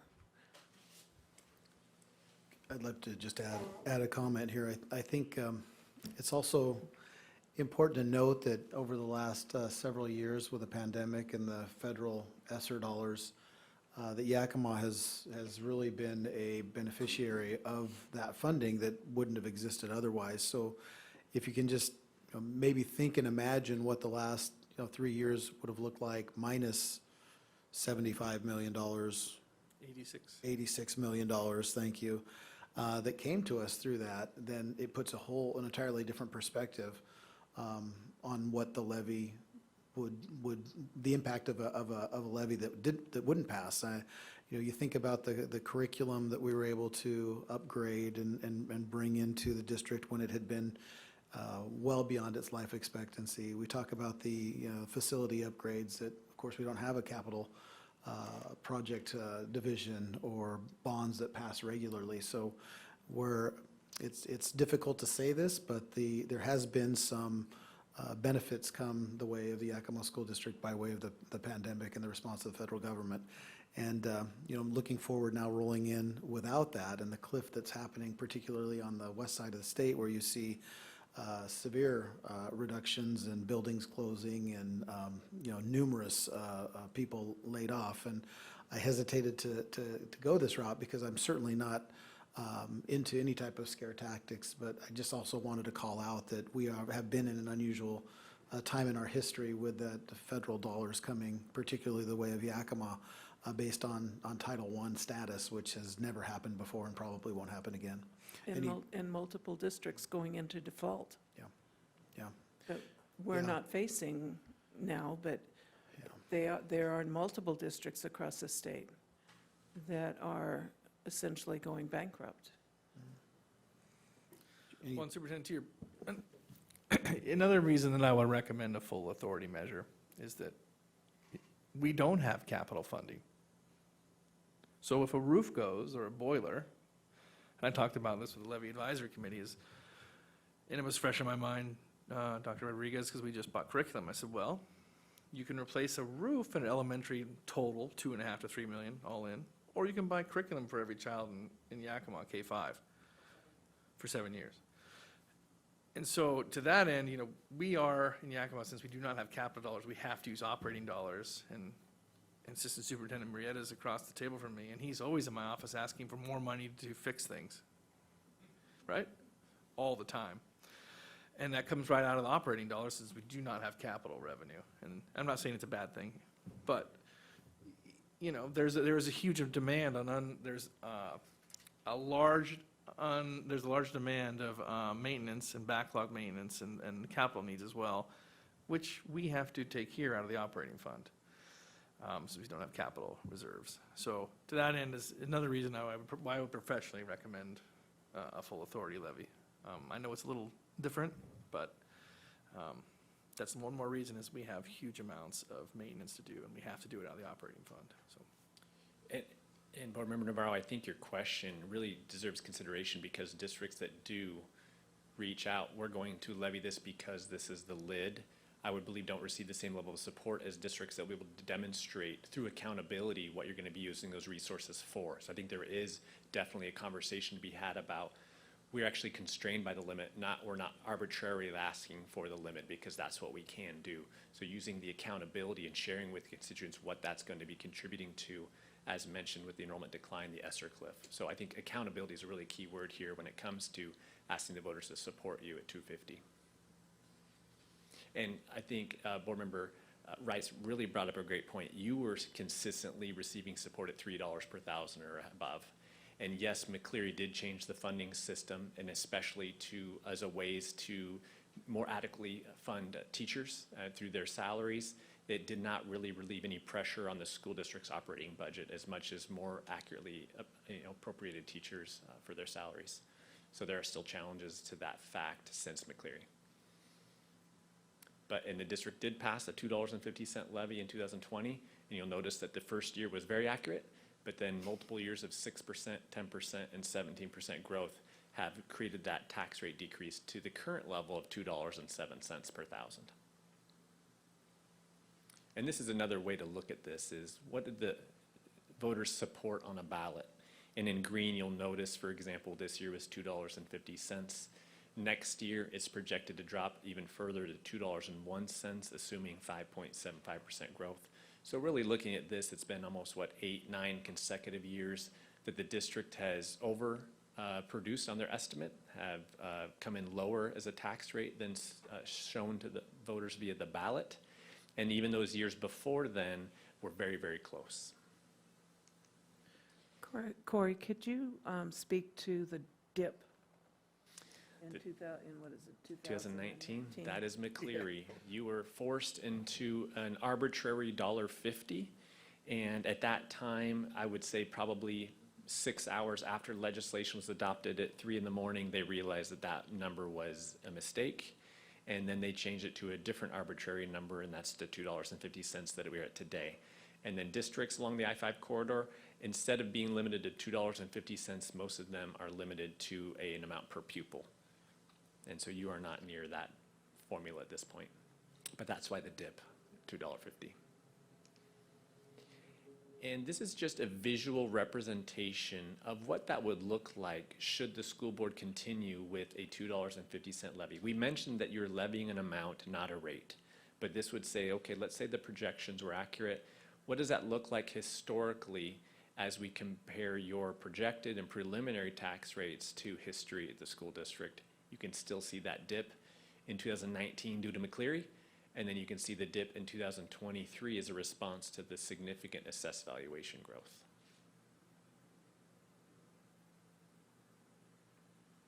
I'm a visual learner, so I do what I can is provide these visuals on what a taxpayer could expect. We're really on the home stretch here, and I know we didn't dedicate this much time. I have one slide that's just for your information. You've seen this before, but just a reminder that the Yakima School District is 10th in the county when it comes to tax rate per thousand. I won't sit too long on that because I'd really love to talk about some other considerations that are on your plate now as running a measure in 2024. And that is now that the local voters pamphlet, and you've received these before that has had information on congressional presidents, the attorney general, judges, they always have these pamphlets. Well, now school measures are going to be included in this local voters pamphlet. It's no longer optional, which is great news. It's great to have that transparency. However, it creates some challenges. The bond attorneys customarily support you through this process, but now the school board must formally appoint a committee to prepare the for and against statements. Not just the for, but the for and the against. And that's why districts didn't go in the voters pamphlet before, is they didn't want to they did not want to have to go through the process of soliciting the con statement, and that's what's changed.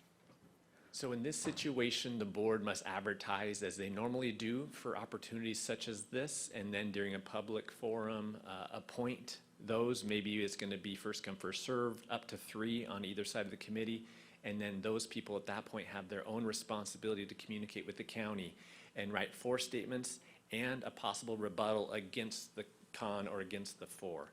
So it is the board's responsibility to try and find who is willing to support for and against. It does not mean you must. Shall, whenever possible, is the language in the RCW. There is one courtesy that the Yakima County has bestowed upon you, and that is they're making sure that those people are within Yakima County. Oh. That's important. I've read that in the packet as I was doing research, and across the state that's not customary. We have people that have been in the Seattle area becoming the cons on over 60 to 70 ballot measures this last February.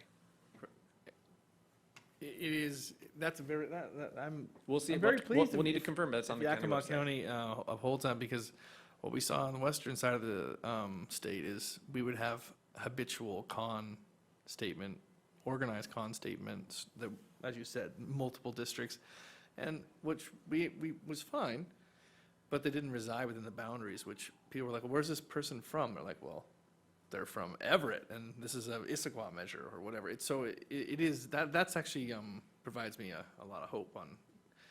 It is fine to have a pro con statement, very common, but when you had other parties from around the state wading into on their elections, it was an interesting dynamic for sure. So something new to put on your plates that is very interesting, to say the least, but this is a process that's done through the county. If you do not appoint, then the county has the responsibility to, in their measures, to attempt to find pro and con people as well. So should you not have anybody come forward on either side or for one or the other, the county then has a responsibility to try and place somebody as well. And if they can't find somebody, then it will go to the local voters pamphlet without a pro-con statement. It will just have an explanatory statement. So a couple new things to share with you, some fun to be had this fall. If it goes to the, if we can't or find anyone or no one volunteers or whatever it is, and it goes to the county, they're still bound by that person having to reside in the county, correct? to my knowledge, and that is a local policy. So there may be some caveats in their policy because it is not state law. There was attempts this year in state law to change it for every county to only how it be in your jurisdiction, and that did not get the attention that we were hoping it would get. So it's a local policy. Can that policy be adjusted? To be determined, but it's a great start. The commissioners set that policy? I believe so. Okay. And if you know them, it might be worthy to share with them the positive feedback that it's nice to have a local measure be supported for and against by local citizens instead of outside entities. Happy to answer any questions.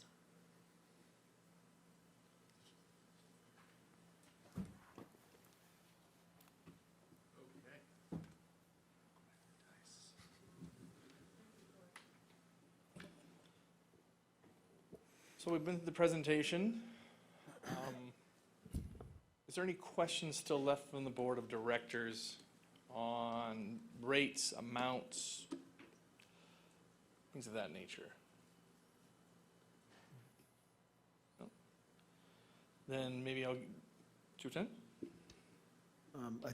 I think what we'd like to do now is just share a little bit about our levy advisory committee. There was a session, and you can stay up there, Jake, you were part of this as well. And I know that we had Director Rice participate on the 6th of June for that levy advisory committee. We had 16 people that were present for that session, wide swath from across our community, and including some representation from our union leaders as well, and some people in this room. And students, that's right. We did have students at that session. Along with that group, we had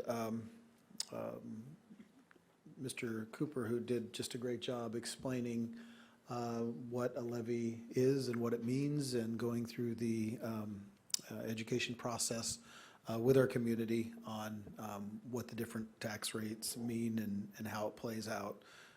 And then also, in addition to Jake, we had Kirsten there participating and assessing where we were as far as a community and what that means for our communication department eventually in that dynamic.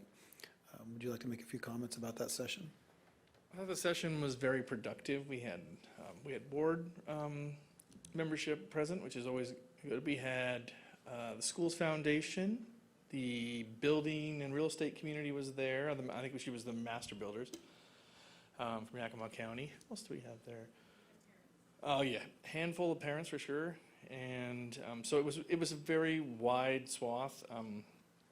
And in the end, when they went through all the data, the body recommended the superintendent that we adopt a levy measure at $2.50 per thousand, or the maximum authority for all 4 years.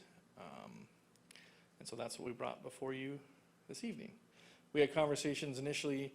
My initial proposal had 255 in the last 2 years. I realized that caused more confusion, more harm than good, after talking to Director Rice, and so I revised the proposal accordingly to make it obviously simpler and cleaner for our community and, of course, our board of directors. So now what's before you is a decision to make to direct the superintendent and staff to prepare a draft election resolution for your consideration. That is all that you would be approving this evening. As Director Navarro, we're going to take this in steps as we talked about, so you'll get multiple kicks at the can in that regard. So that would be the question before you, and then we'll come back to the body is the estimated amounts, or the amounts, the fixed amounts and the estimated rates, and then the election resolution, and that would come back before you in July for your consideration. So that's the question before you this evening. And Superintendent, am I missing anything in that regard? No, you're spot on. Thank you. All right, thank you. Jake, are we talking just for levy or levy and bond? Just for levy, sir. Thank you for the clarification.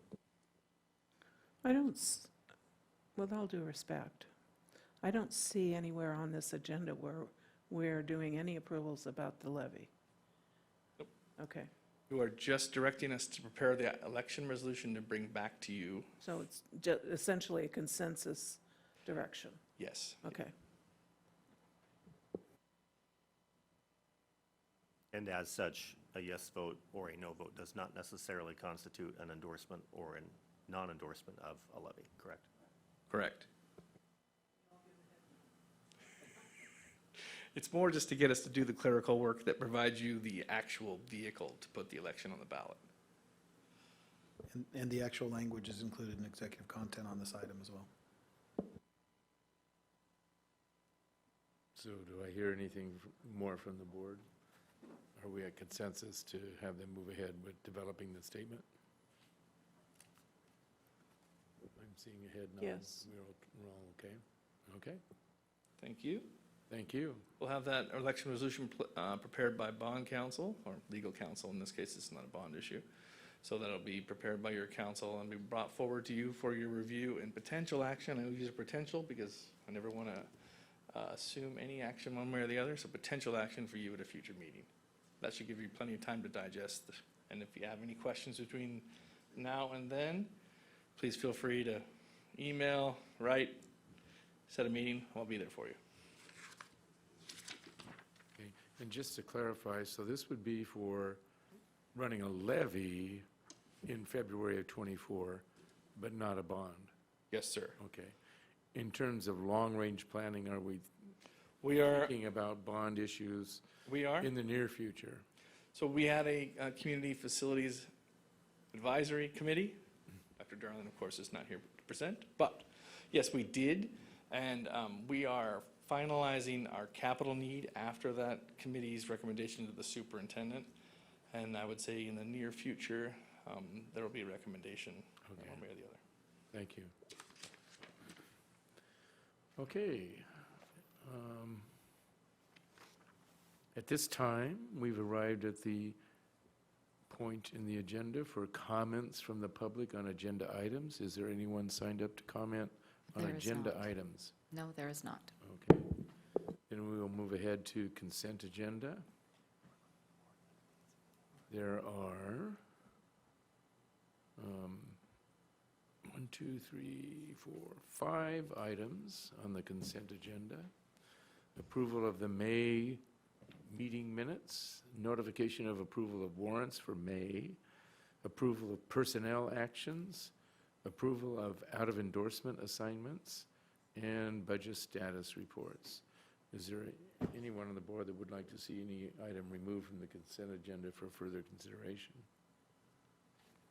Okay, do I hear a motion? I move we adopt the consent agenda as submitted. Second. It's been moved and seconded to adopt the consent agenda. Any other questions or discussion? Okay, Barb, would you call the roll, please? Director Beckett? Aye. Director Navarro Jr.? Aye. Director Rice? Aye. President Walker? Aye. Motion passes 4-0. Okay, next up, we have some approvals. First one, we need a motion to add an agenda item. This is regarding travel for 4 staff members to attend a conference out of the country. And the reason we have to add that to tonight's agenda is it needs to be approved timely enough prior to their actual travel. So this was not something that we were aware of until, I believe, this week. Was that correct? Okay. I move that the Board of Directors approve an action agenda item to the standing agenda. Second. Moved and seconded to add an agenda item. Any other discussion or question? Okay, Barb, call the roll, please. Director Beckett? Aye. Director Navarro Jr.? Aye. Director Rice? Aye. President Walker? Aye. Motion passes 4-0.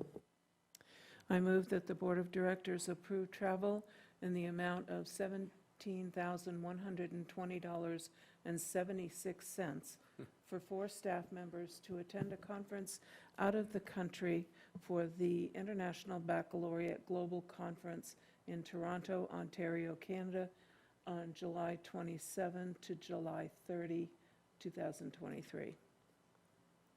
Second. Moved and seconded to approve travel for 4 staff members to Toronto, Canada. Any other questions, comments? Barb, call the roll, please. Director Beckett? Aye. Director Navarro Jr.? Aye.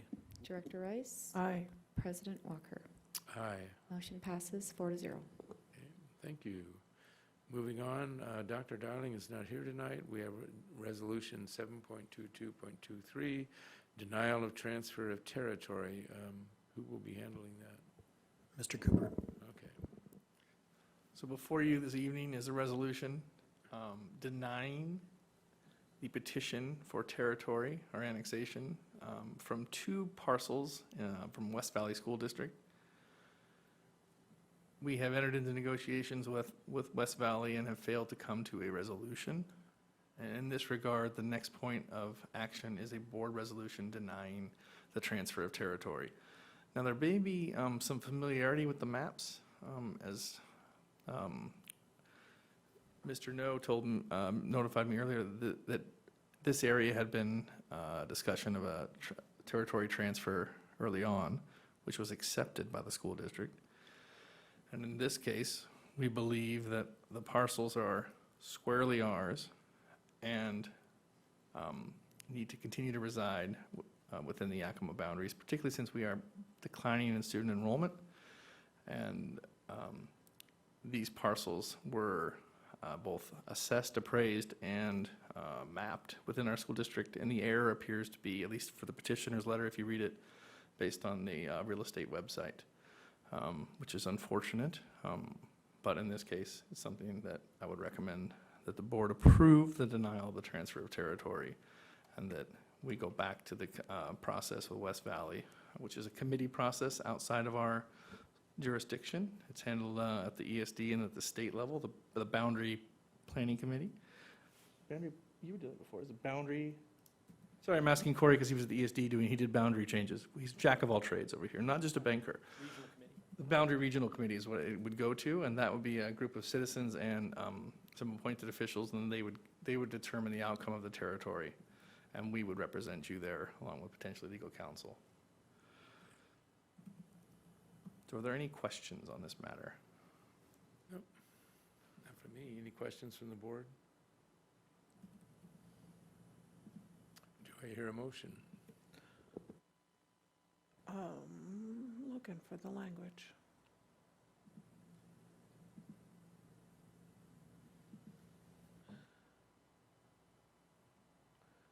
I move that the Board of Directors adopt resolution number 07.22.23, denial of transfer of territory motion.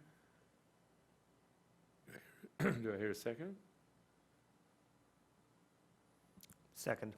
It's been moved and seconded to deny transfer of territory. Any other questions or discussion? I just want a clarification. Who was the request coming from? Is that ESD 105 or the residents or both?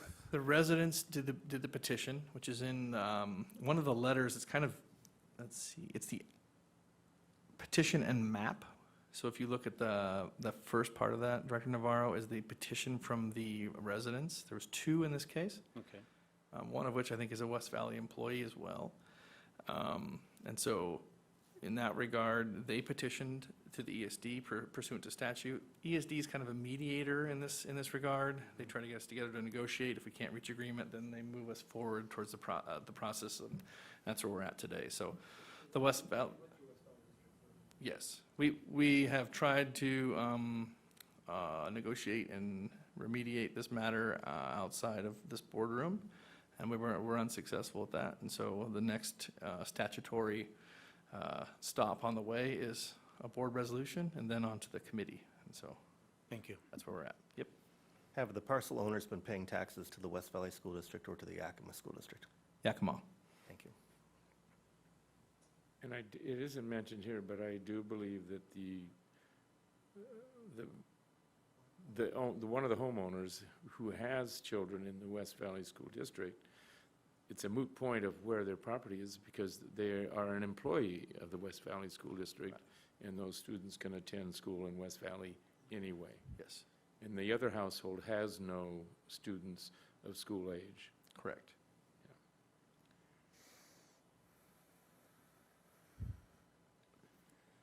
Okay, so we have a motion? It was seconded? Okay, any other questions?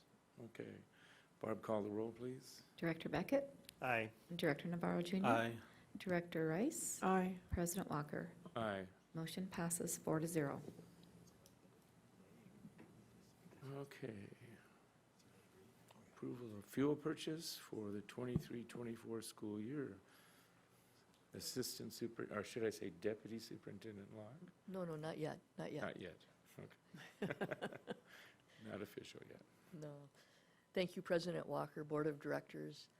The requested action tonight is that the Board of Directors approves an open purchase order to Coleman Oil in Yakima for the purchase of fuel in the amount of $595,650. Can I answer any questions? Do I hear a motion? Move that we approve the open purchase order to Coleman Oil in Yakima for the purchase of fuel in the amount of $595,650. Second. Been moved and second to approve this purchase. Any other questions, comments? Call the order, please. Barb? Director Beckett? Aye. Director Navarro Jr.? Aye. Director Rice? Aye. President Walker? Aye. Motion passes 4-0. Okay, next approval will be to increase the current contract with Career Links for the remainder, I believe, the remainder of the school year. Dr. Rodriguez? Yes, thank you, Board President Walker. I have two approval requests for you today. They are both extensions of previously approved expenses. The first is Career Links. We had additional costs incurred as we finished out the school year in the amount of $85,000. This contract provides for contract speech and language pathologists. As we've discussed previously, there is a shortage of SLPs available to hire. We do post those every year and are hopeful to reduce these contracts as we move forward and are able to fill those positions. Happy to answer any questions that the board might have. Any questions from the board? Do I hear a motion?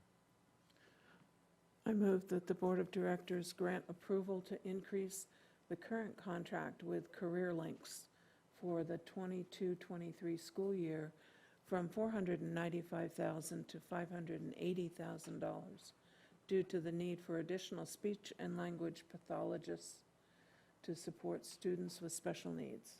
Second. Been moved and seconded to approve the increase in the current contract to Career Links. Any other questions or discussion? Okay, Barb, call the roll, please. Director Beckett? Aye. Director Navarro Jr.? Aye. Director Rice? Aye. President Walker? Aye. Motion passes 4-0.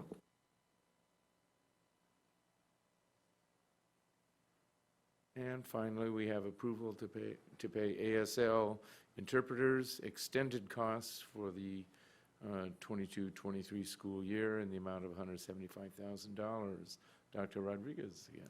Thank you, President Walker. This is a very similar request. Again, this is costs that increased as we finished out the year in order to provide designated American Sign Language or ASL interpretation services to support students with special needs as explicitly required in their individualized education plans. This is an increase of $175,000. Happy to answer any questions. I'm just curious, is that because we gained some new students that needed those services? Or We have students that come in and out throughout the year. Additionally, all students with IEPs, their IEPs are reviewed by the IEP team as we go year to year, so their services may change based on the needs of the student at the time, and it resulted in an increased cost. any other questions, comments? Do I hear a motion? I move that the board grants approval to pay increased contract cost to ASL professionals for the 22-23 school year, increasing the total expense from $500,000 to $675,000. Do I hear a second? Second. Moved and seconded to approve extending costs for American Sign Language interpreters. Any other question or discussion? Okay, Barb, call the roll, please. Director Beckett? Aye. Director Navarro Jr.? Aye. Director Rice? Aye. President Walker? Aye. Motion passes 4-0. Thank you. We've now arrived at a second opportunity for comments from the public regarding any topic. Do we have any signees? No one. Okay, moving on. Now we have our three policy governance items. Number 1000.4.2, accountability of the superintendent. According to our survey, all board members rated the superintendent and the board is 100% compliant. The board is compliant with all portions of that particular survey. The only difference is, I believe, there was one board member that suggested that changing the review of this policy to annually rather than semi-annually. I was the board member that indicated that, and as I recall in previous discussions, we were doing some of these items semi-annually when our superintendent was a new superintendent to the district, and the need was felt to do that semi-annually.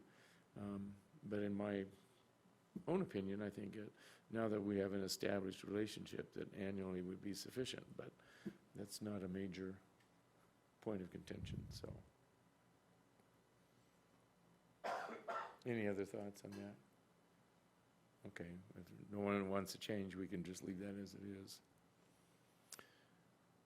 Okay, next up we have policy 1000.4.3, delegation to the superintendent.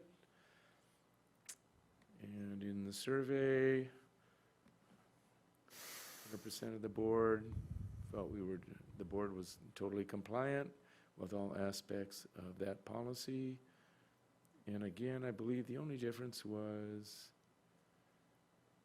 how often we review it. And I believe in this one, there were 2 board members that said annually would be sufficient, and 3 board members said they would like to keep it as semi-annual. And again, I was one of the 2 said annually. I was the other one. For the same reasons as I gave before. So again, it's not a major point of contention. If the board feels that semi-annually they'd like to keep it that way, that's certainly okay with me.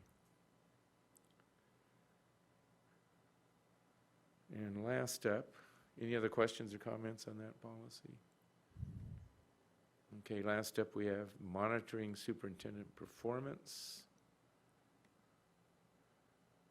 And I believe the board was 100%. Okay, why won't this scroll? There we go.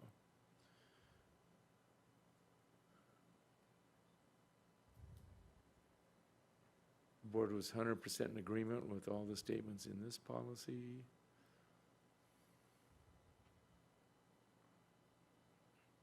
And I believe all aspects were 100%, as I recall. Oh, okay, very last part. Again, this is the same question on how often to discuss this policy. 3 board members said semi-annually, continue with current practice. 2 members said annually is sufficient.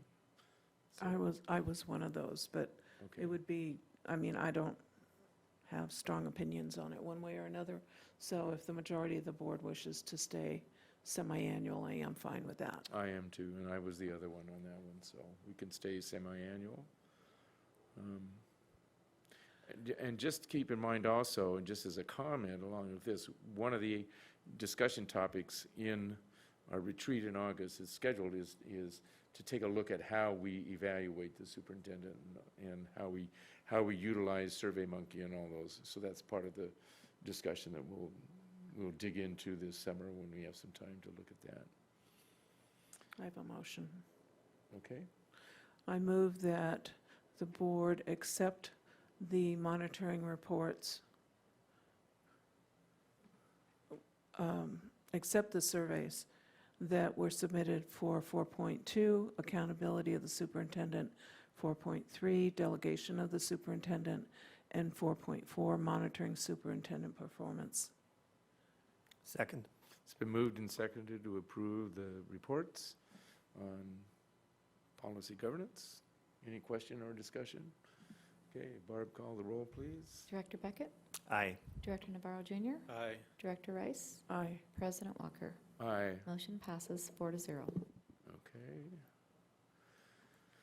Okay, moving right along. We're getting close to the end. Okay, we do have a need for about a 5-minute executive session regarding performance of a public employee. We actually have two items. So We have there's a another 10-minute item, which would be current or political, current or potential litigation with legal counsel present. So we do have two items Okay, we for have two 15 items minutes. in. Okay, so 15 minutes total. Do we want to just move right into it, or do we want to take a 5-minute break? I don't need a break. Anybody need a break? Okay, I'd rather just move along. Okay. I move that the board adjourn to executive session for 15 minutes for the purpose of possible litigation and performance of a public employee. Okay. Second. Moved and seconded. Can we just take a voice vote on that? Okay, all in favor? Aye. Okay. Are we in the library?